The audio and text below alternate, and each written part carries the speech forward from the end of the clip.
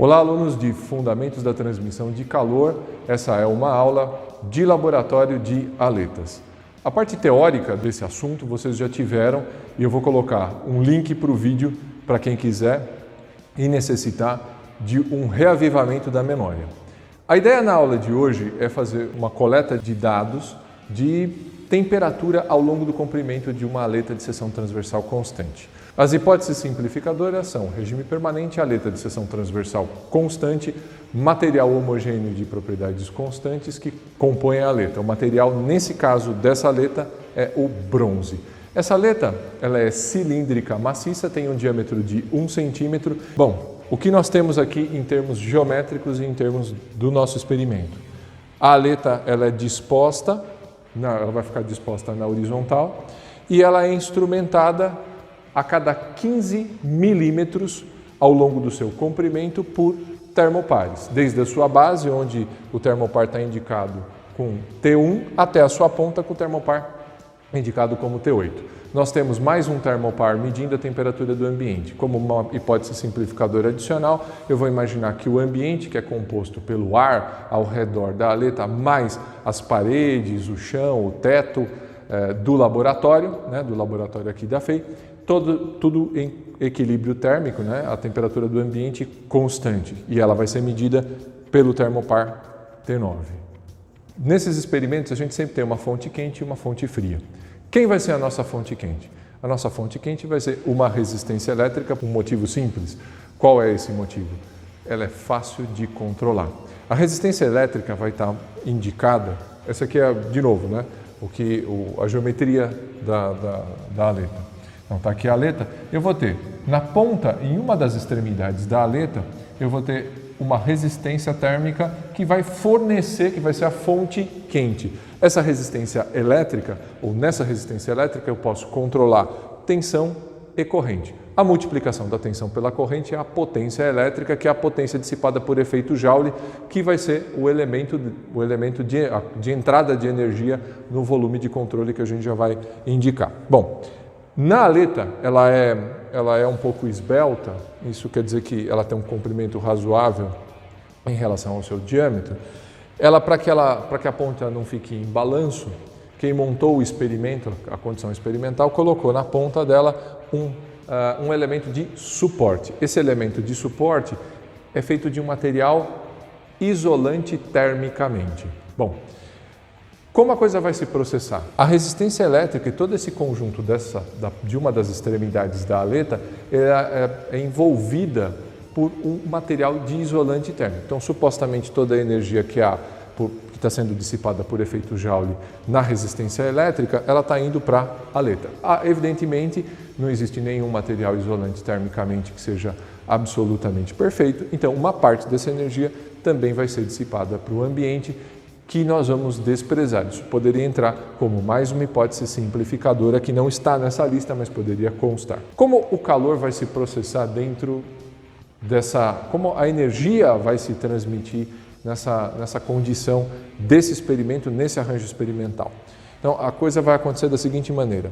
Por efeito Joule, a energia vai ser dissipada, ela vai entrar nesse corpo, vamos dizer assim, e aí ela vai aumentar a temperatura dessa região do corpo.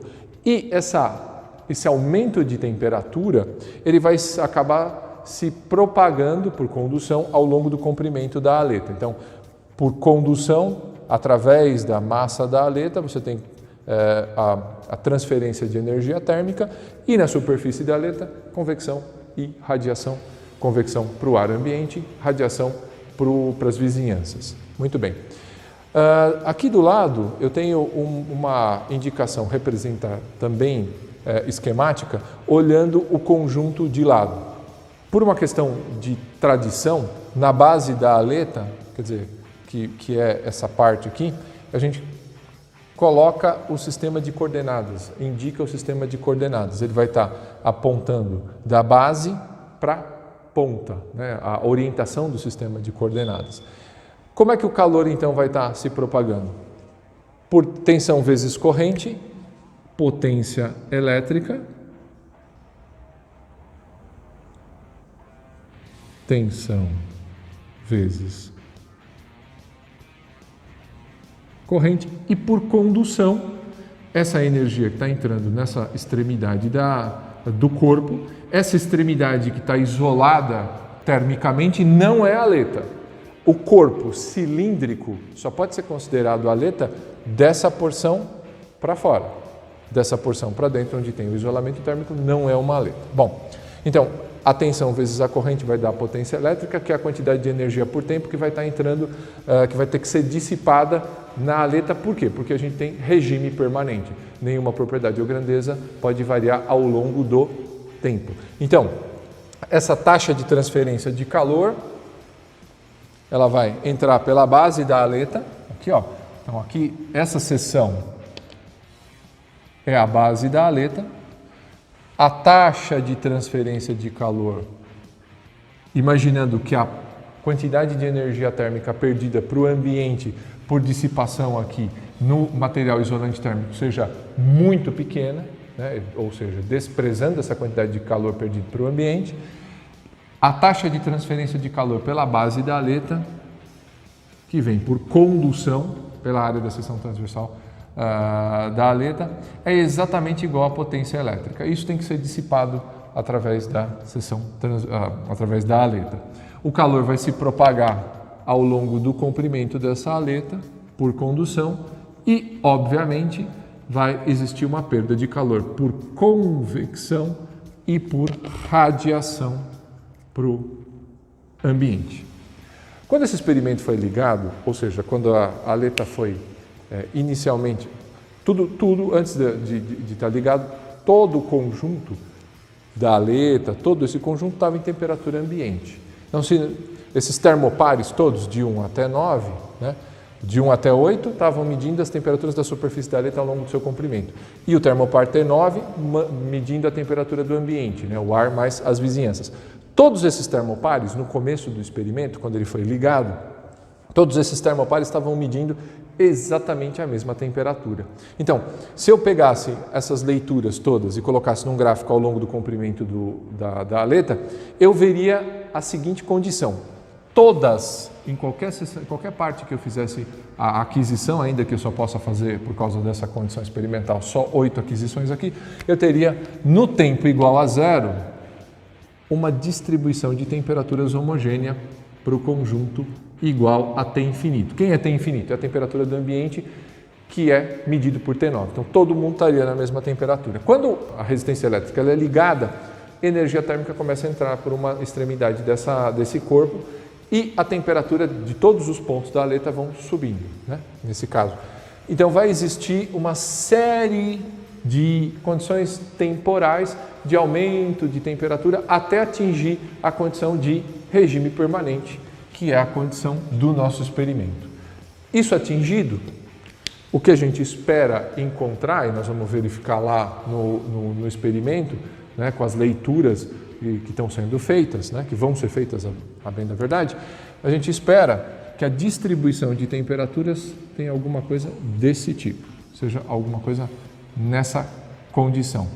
Bom, adicionalmente, uma coisa importante para dizer para vocês é o seguinte: como eu tenho o suporte na ponta da aleta feito de material isolante, a ponta não pode trocar calor com o ambiente.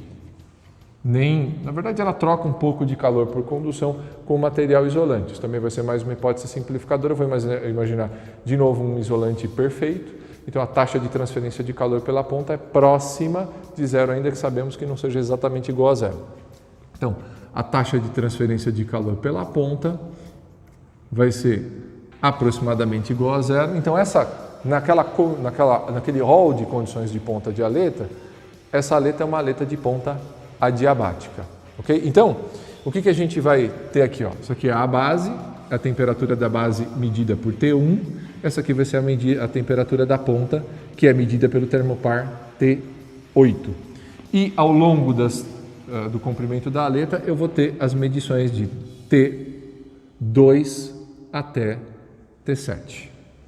Bom, uma coisa, apesar do meu desenho não ter ficado bom, uma coisa importante para indicar para vocês, que vai ser reforçada daqui a pouquinho, é que o término dessa aleta, né, o término dessa curva, ela vai acabar acontecendo com uma tangente nula. Isso vai ser explicado na sequência para vocês, ok? Por se tratar de uma aleta de ponta adiabática. Uma coisa que eu queria só complementar aqui, ó. Então, essa curva, ela começa no tempo igual a zero aqui embaixo, e aí, à medida que o tempo vai passando, essa curva vai, de distribuição de temperatura ao longo do comprimento da aleta, a curva vai subindo e ela vai convergir daquela condição para o tempo igual a zero para essa condição para um tempo até atingir o regime permanente.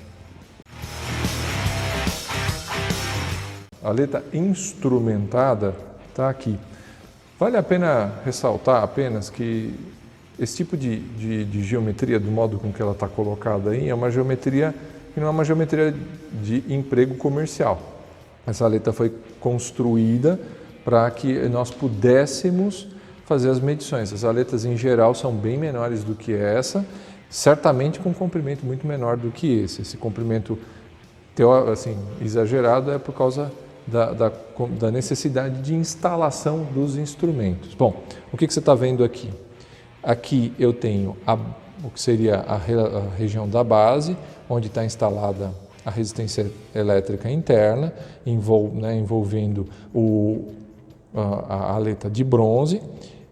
Esse material de cor esbranquiçada é o isolamento térmico. Vocês podem ver, ó, o conjunto está ligado e eu estou conseguindo colocar a mão aqui, né? Então a temperatura é segura ao toque. O que eu não farei ao longo da aleta, porque as temperaturas estão bem mais altas aqui, né? Como vocês vão observar, o que nós vamos colocar já as leituras para vocês.